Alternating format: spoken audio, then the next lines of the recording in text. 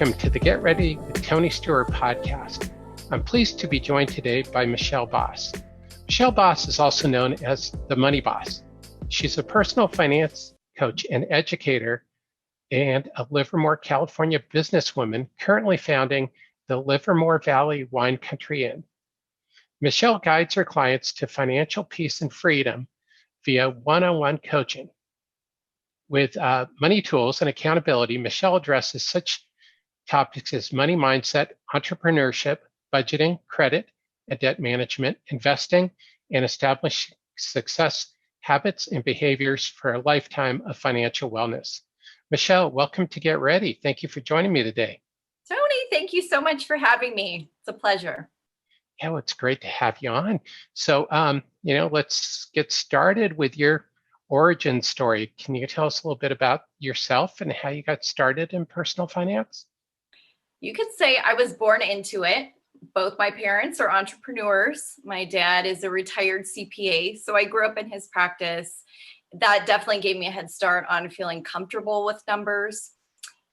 However, I went into a career of corporate sales and management. So it wasn't until my 20s that on my own, I sought out resources to learn about personal finances and working with businesses. I realized, wow, there's really so many financial mistakes I'm seeing smart people make. Street smart, school smart. And when I left corporate, that's when I identified a real need in the community, partnered with a passion, because I do, again, love those numbers and personal finance. And my coaching business was born 3 years ago. Oh, great. That's a great origin story. My dad was also a CPA, so I think that gives you a perspective from a CPA standpoint. They view personal finances a little bit differently. Absolutely. And I do credit a lot of the success that I've had with my personal finances and building wealth due to some of those initial lessons that he taught me. Growing up here in California, as you know, a fellow Californian San Francisco Bay Area person, there's a very high cost of living here. So I think that we face some very unique challenges to our personal, financial, and money lives. Definitely. I think you hit on a very good point is, for the Bay Area and other places where it's more expensive to live, is there are different challenges that you have to take on, especially with budgeting and everything else, which is, I'm sure, leads back to the financial coaching. That's right. That's right. There's so much to apply, and it helps having someone with an outside perspective and experience to help guide you on that path sometimes.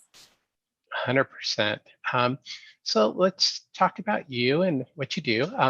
Can you share with us what the Money Boss financial philosophy is? If I had to pick a financial philosophy, it would be financial literacy for all. Financial literacy for all. It should be a basic educational piece that we receive in school, yet we spend 16 or more years preparing ourselves for a career or a job, and very little of that is required time to manage our money to reach lifestyle goals. And so if there's just one slogan that I have for the Money Boss, it would be financial literacy for all. It should be a basic right. I like that. Especially as a right, it's something everybody should do. It should be a part of our educational system. It's a basic life skill. We all have money. We all have to figure out what to do with it. And it's not part of our education. That's right. So,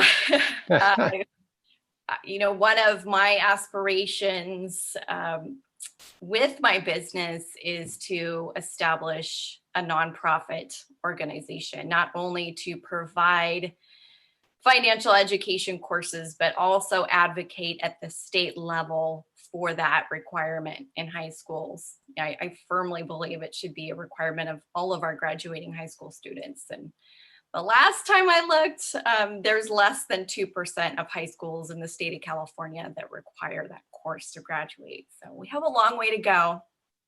A long way to go. And in the meantime, I love speaking to and teaching young adults and teenagers and working with other financial education groups to promote that awareness and that literacy. That's great. Yeah, it's surprising to hear it's only 2%, but not surprising on the other hand. It's just like, yeah, it should be dramatically higher. Especially because it's been, as you and I were talking about pre-show, is people have been talking about it for a long time, and yet it doesn't seem to have moved the needle much. That's right. It's not a priority as far as I see. But a great place to start is Next Gen Personal Finance, NGPF.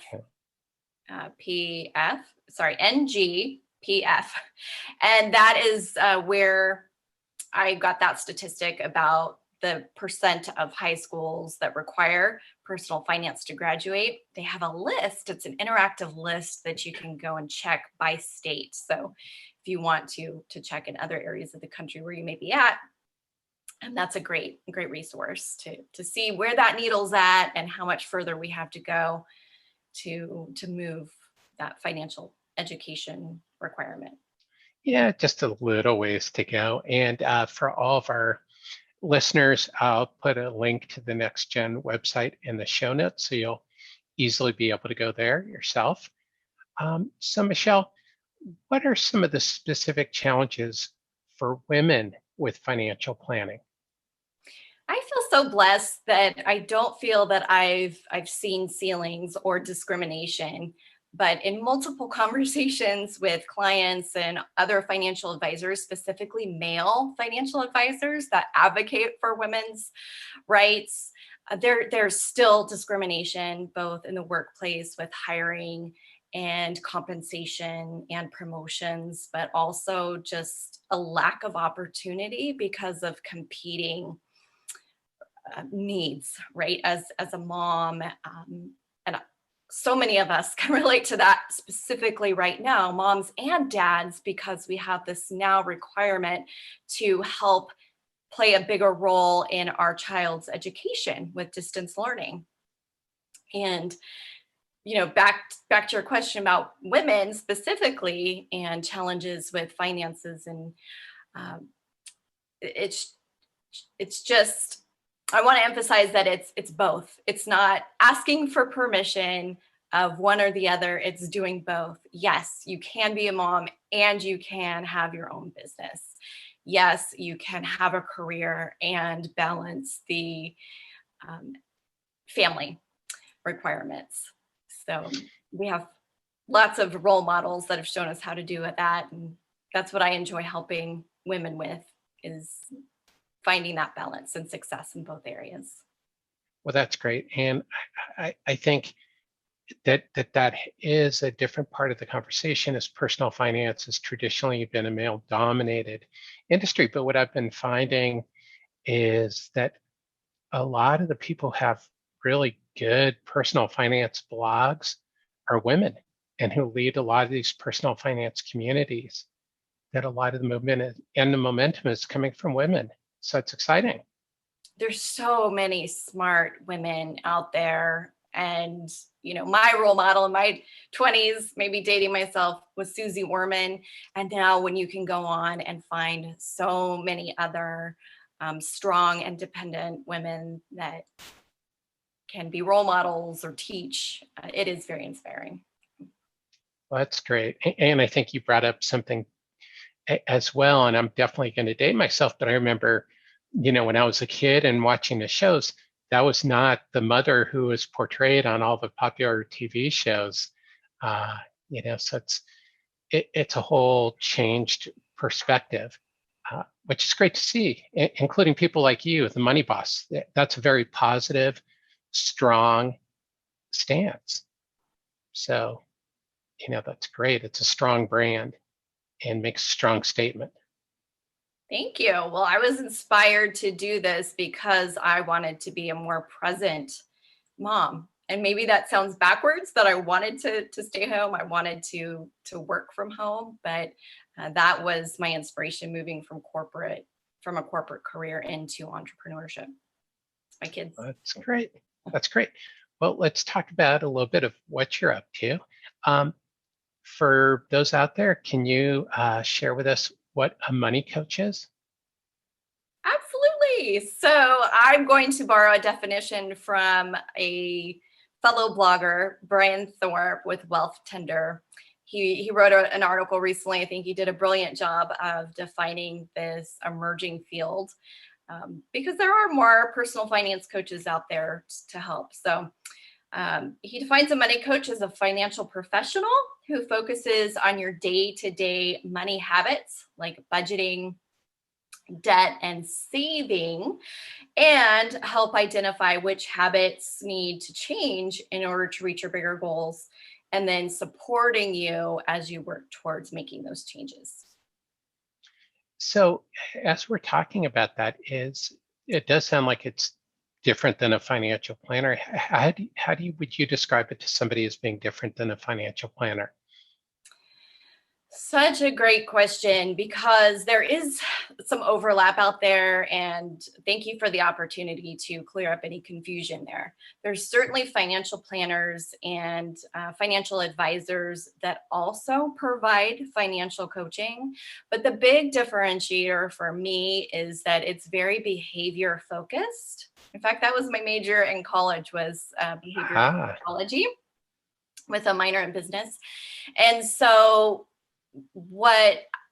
again, corporate, I came from a 16-year career, and I was selling financial products, and I was done selling financial products. So the big differentiator for me is that as a money coach, I'm not selling any financial products such as life insurance or investments, nor do I give advice. I don't give financial advice. Rather, I help walk through the decision-making process, bringing perspectives, prompting questions, getting you to think about options that you might not otherwise know are there.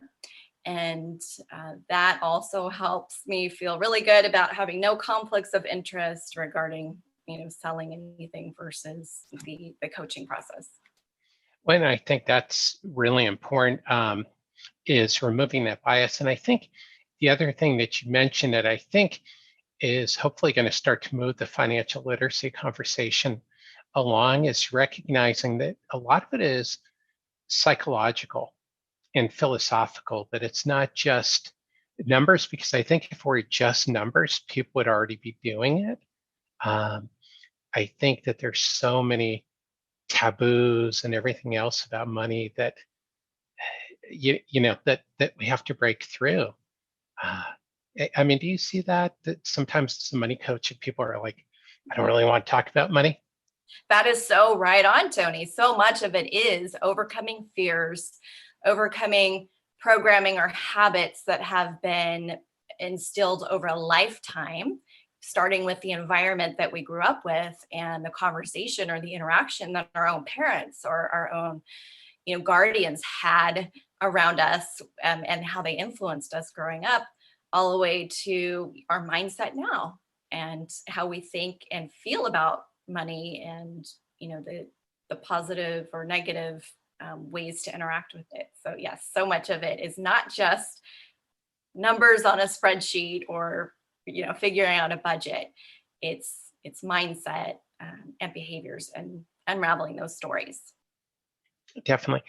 And I've interviewed a lot of women, female financial planners and female personal finance bloggers. And I think that's one of the things that does come up also in talking about one of our earlier questions about specific challenges for women with financial planning, is that there's a different psychological mindset that women often have. I think especially mothers, that there's that perspective that you have. And I think that is different than the traditional, guy managing their finances and playing the stock market, that there's a more holistic view that you have.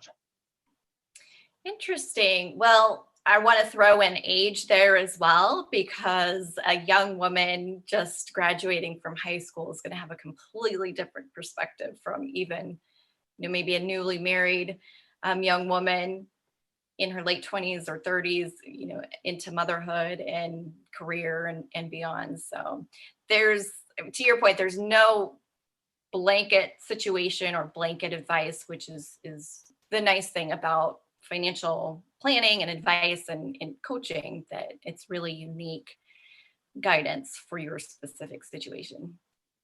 Well, that's great. That's so exciting. So, as we're talking about it, who will benefit from having a money coach? Is there a specific life stage, or is money coaching for everyone? So this is crazy because you're supposed to have a niche, but I have had clients from graduate, postgraduate, college, all the way through their 80s. So I wouldn't say that there's any sort of ideal age or stage, but there's certainly characteristics. So someone who's going to benefit the most from financial coaching is someone who is not happy with their financial life or their money life right now. And perhaps they've already tried some things, but haven't had a lot of traction. And someone who is coachable. Someone who is very committed to the coaching process can see transformation and results very quickly in some cases. So I'd say those are the two indicating factors. Someone who's not happy with where they're at today and who's very committed to the coaching process. Well, that's great. And I think I love that you said the word coachable, because, I'm a basketball player and I played on a lot of teams, and there's certain players who will listen to a coach, and there's just others who will do their own thing and not take advantage of a coach and the advice that a coach has. And I think that, and I'd imagine you would agree with this, is that for somebody to be successful with you, they have to want to be successful, right? Well, absolutely. And that's one of my favorite analogies, is actually a sports coach or a business coach. The most elite athletic performers that we know don't wing it. They don't wait for weeks or months or years before getting coaching, right? It's an actionable, consistent process where you continue to stretch and grow, and it's a process that's just not possible on your own. So if you want fast and elite results, that's really where the role of a coach comes in. I love that. I think we'll have to put that in somewhere in the show notes. Is really just, I think everybody should have a money coach, to some degree. I mean, you may not be able to afford a money coach when you first graduate from college, but I think the concept of a money coach is valuable for everybody. You're coming off, I think, as you and I talked about pre-show, also about the high school students and them needing a money coach going into college. That's what blows me away. There's so many huge financial decisions that our youth are faced with, our young adults, that can have lasting consequences, establishing and building credit, as well as some of the decisions they're making with financing, higher education, that those consequences can last into their 40s or 50s in some cases. Yeah, it is. We could definitely go down a side road with this, but it's interesting. Some of the rights and responsibilities we give a 17-year-old versus others that we don't. And that would be a subject of a whole other show, what we trust a 17-year-old with. But as you said, there's some things that are being asked to do at 17. And oftentimes, I don't know if you found, but in my experience, sometimes the parents aren't much better equipped to help them make these financial decisions. Have you seen that as well? 100% true. Absolutely. And so that's when it's especially ideal to get even one session with a financial mentor or guide to, help navigate a situation, and just help provide the basics. Even resources to study on your own can make a huge difference. Huge difference. That's great. So one of the things I wanted to ask you about is because you've got two things going on. Um, you're also the proprietor of the Livermore Valley Wine Country Inn. What lessons have you learned from the hospitality business that can be applied to personal finance? It's such a thoughtful question. And I'm a lifelong learner. So much of this project is outside of my wheelhouse, but it's been an awesome opportunity to learn and to have mentors and guides to help me through the process. And I'd have to say one of the biggest learnings, and it's almost in hindsight as well, if I had only known when I was younger, but you're going to achieve whatever you focus on over an extended length of time. So even if it's something new, something scary, something different, maybe you don't succeed at first. You may have to fail several times to learn. But as long as you're persistent and dedicated to that vision, you're going to see success. And the same parallel can be drawn, with investing and saving for retirement. If you start young and you have a vision, even if you don't know exactly what your retirement is going to look like, but the steps that you need to do on a consistent basis to get there and just do it, you're going to see success. And the last or the other big learning regarding hospitality and personal finance is attention to detail. Right? It's the devil is in the details, or everything comes down to details. If you think about a really special stay that you've had somewhere, and I've enjoyed learning so much about hospitality during the process so far, and the end's not open yet. But if you think about, your most memorable stays, it's just the little details, like the warm cookie at check-in, at reception, or maybe the staff remembering your name when they see you on the property a couple days later. So same thing with personal finance. If you ignore the details, you're going to run into trouble. I mean, you have to pay attention to the details, as painful as it may be for some people. Yeah, and I think you make the great point is that those little details can come back to haunt you with your financial life if you're not paying attention to the expense ratios on your mutual fund, or the riders that you're picking up on an insurance policy. That rate on your loan, the rate on your credit card. Exactly. Like, okay, you have 5 credit cards, and why is your highest balance on the one that has the highest interest rate? That it's those little things. And I love it, because if you do get something like a cookie at check-in, like one of the places we like to stay in Monterey is, that's one of the things. They always have fresh cookies out. And it's just that little touch that I think connects. And I think that if we apply those same things to our financial life, it's little things that do make a huge difference. And for example, starting to save for retirement when you get your first job versus waiting until you're in your mid-20s or later. Yeah, that whole compounding interest thing. Makes a huge difference. Yep. Exactly. You can't start saving too early. And I think the other thing that you said, that the big lesson that can be applied, to personal finance, is that it's all about goals and then getting the measurable steps to meet those goals and putting in a strategic plan to get there. So those are great lessons. One of the great human behaviors, right, is procrastination. So yeah. Or not, and just think about it for years.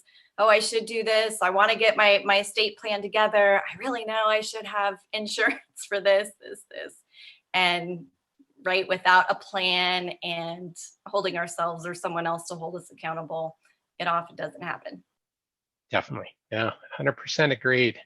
Is that's so often the case, is people know that they need to do certain things, and it's not only with personal finance. It's so easy to put everything off because there's always something that's more interesting or time urgent, that it's harder to make room for the things that can be postponed. It's that balancing out. So one of the questions I always like to ask people is, how do you feel that we can improve financial literacy? Number one is education. Touching on our conversation earlier, sometimes parents don't even know where to start because they didn't receive that education growing up, or perhaps it was through the hard knocks of life.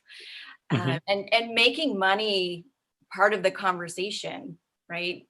Why is it taboo? Well, what kind of conversations are you having in your own home with your own children or your own families? And there's so many resources, blogs and podcasts and books, with great information on the topic. And then outside of our individual influence and households, really, and I've touched on this early in the conversation as well, advocating for more education, the requirements for our youth to have financial education courses to graduate high school as part of our basic education. So maybe that's doesn't look like advocating on a state level like I'm aspiring to do, but maybe it's partnering with your local elementary schools and teachers and principals to help incorporate those lessons and that priority into the education. Definitely. And I think you point out something that's really important is, you don't have to change the whole world. You can start out in your community and make the change in your community. And if enough people are doing things in our community, then you have a national movement and things change. That's So right. completely agree.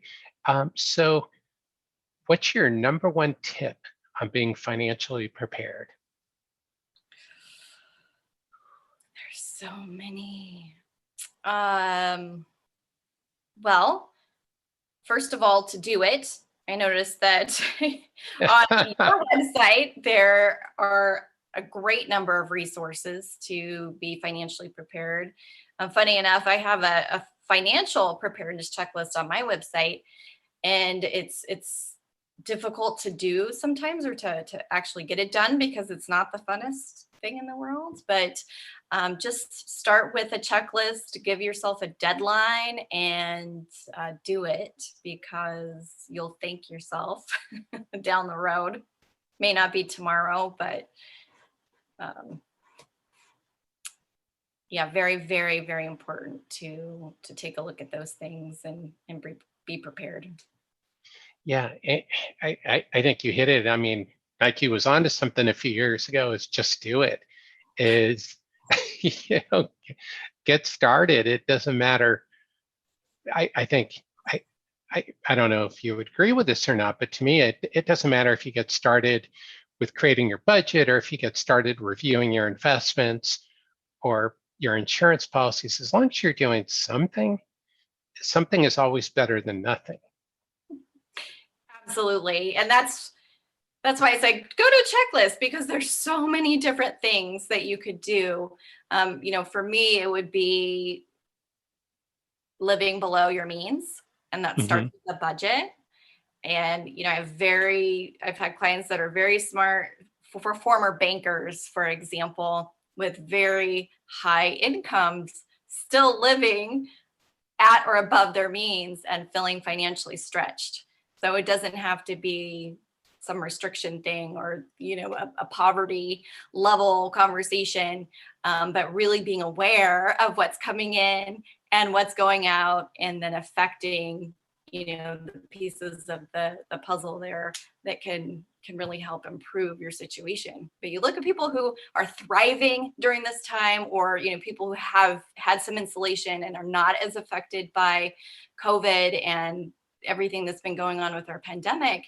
And that would be probably the number one thing, is to live below your means, so when emergencies or rainy days come up, you have some insulation and you're more prepared. Definitely. Well, and that's it. It's getting started, having a plan.